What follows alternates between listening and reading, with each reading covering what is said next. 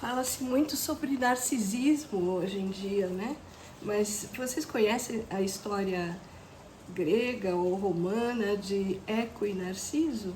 Eco era uma ninfa, né? Era tipo uma divindade feminina menor ligada à natureza. Ela vivia nas florestas, nos bosques e o Narciso era um deus, né? Que a gente vai ver na história aqui. Então, Eco e Narciso. Eu sou a doutora Sônia Baldini, pediatra, psicanalista e escritora de livros infantis. Vamos ver a história. Eco era uma bela ninfa, amante dos bosques e dos montes, onde se dedicava a distrações campestres. Era favorita de Diana. Diana era uma deusa romana das caças, equivale a Artemis, que era a deusa grega, e a acompanhava em suas caçadas, acompanhava a Eco, né? Tinha, porém, um defeito. A Eco falava demais e em qualquer conversa ou discussão queria sempre dizer a última palavra. Certo dia, Juno é a rainha dos deuses na mitologia romana, filha de Saturno e irmã de Júpiter. Júpiter é um deus romano, equivale a Zeus, que é um deus grego, né? Então, a Juno, ou Hera, né, era esposa de Deus, Hera é a deusa grega.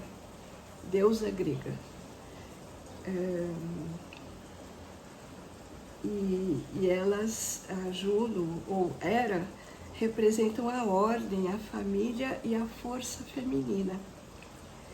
E teve um dia que ela saiu à procura do marido, que era o Júpiter romano ou o Zeus grego, né?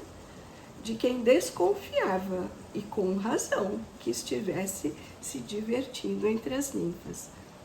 Eco, com sua conversa, conseguiu entreter a deusa até as ninfas fugirem. Percebendo isso, Juno a condenou com estas palavras: só conservarás o uso dessa língua com que me iludiste para uma coisa de que gostas tanto.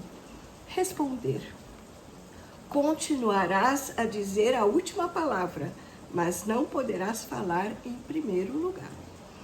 A ninfa viu Narciso. Narciso era um belo jovem que perseguia a caça na montanha. E apaixonou-se por ele, seguindo-lhe os passos. Quanto desejava dirigir-lhe a palavra, dizer-lhe frases gentis e conquistar-lhe o afeto, quanto ela desejava isto.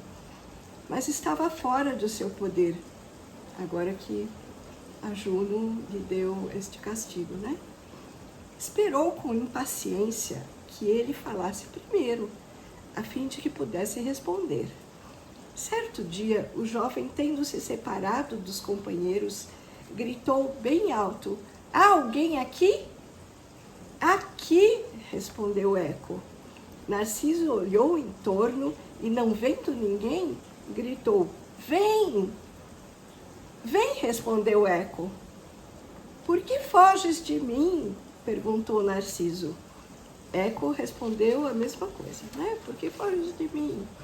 Vamos nos juntar, disse o jovem. A donzela repetiu, com todo o ardor, as mesmas palavras e correu para junto de Narciso, pronta para se lançar em seus braços. Afasta-te, exclamou o jovem.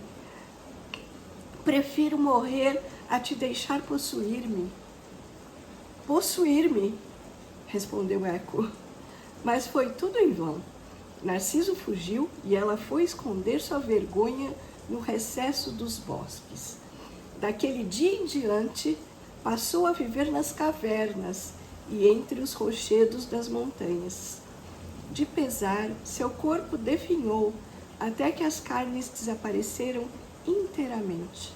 Os ossos transformaram-se em rochedos e nada mais restou dela além da voz. Por isso, dentro das cavernas, a gente ouve a eco.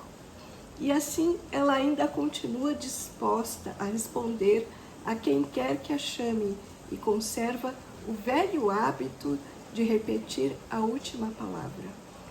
A crueldade de Narciso, nesse caso, não constituiu uma exceção. Ele desprezou todas as ninfas, como havia desprezado a pobre Eco. Certo dia, uma donzela que tentara em vão atraí-lo, implorou aos deuses que ele viesse algum dia a saber o que é o amor e não ser correspondido. A deusa da vingança ouviu a prece e a atendeu. Havia uma fonte clara, cuja água parecia de prata, a qual os pastores jamais levavam rebanhos. Nem as cabras monteses frequentavam, nem qualquer um dos animais da floresta. Também não era a água enfeiada por folhas ou galhos caídos das árvores. A relva crescia viçosa em torno dela, e os rochedos a abrigavam do sol.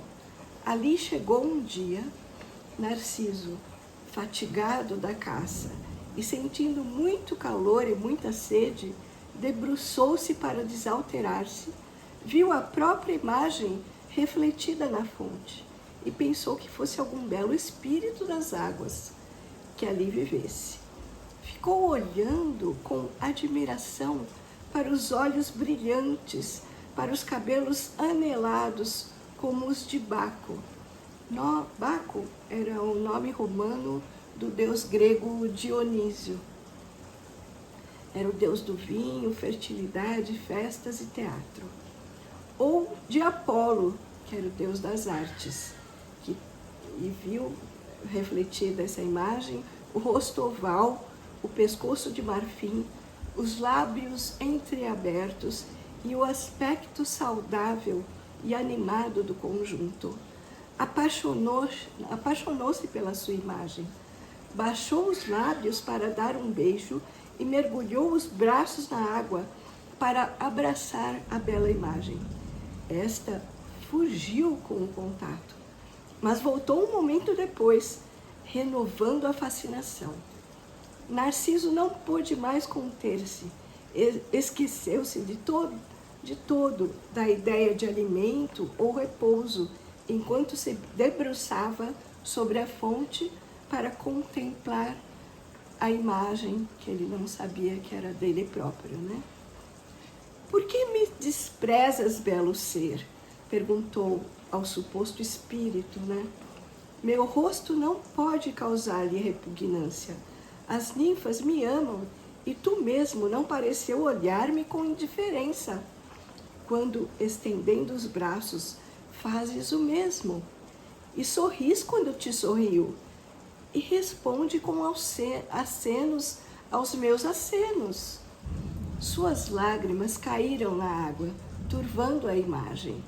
E ao vê-la partir, Narciso exclamou: Fica, peço-te, deixa-me pelo menos olhar-te, já que não posso te tocar.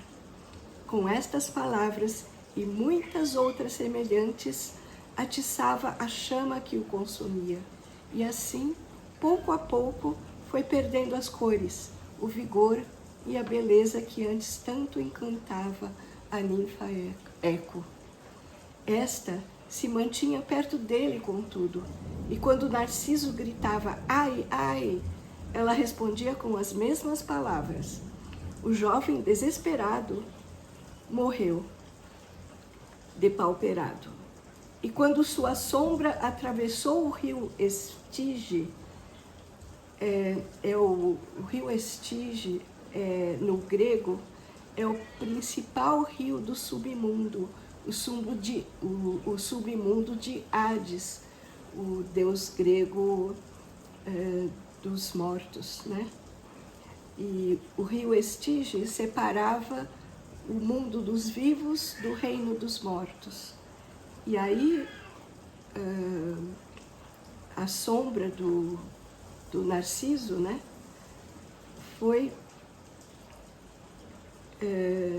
entrou no barco, né? Porque tinha um barco com um barqueiro chamado Caronte, que atravessava esse rio, que era o principal rio entre o Rio dos Vivos e o Reino dos Mortos, né? E ele debruçou-se sobre o barco de Caronte para avistar-se na água, para ver se ele encontrava a sua imagem novamente, né? As ninfas o choraram, especialmente as ninfas das águas. E quando esmurravam o peito, Eco fazia o mesmo. Prepararam-se uma pira funerária. Pira funerária é um local em Roma para a cremação dos mortos. E teriam cremado o corpo se o tivessem encontrado. Em seu lugar, porém, no lugar do corpo de Narciso, só foi encontrada uma flor roxa, rodeada de folhas brancas, que tem o nome e conserva a memória de Narciso. Então, Narciso morreu nas águas à procura de sua própria imagem e foi transformada na flor roxa Narciso. Gostaram? Então, este é o mito de Eco e Narciso. Até breve para uma próxima história. Obrigada.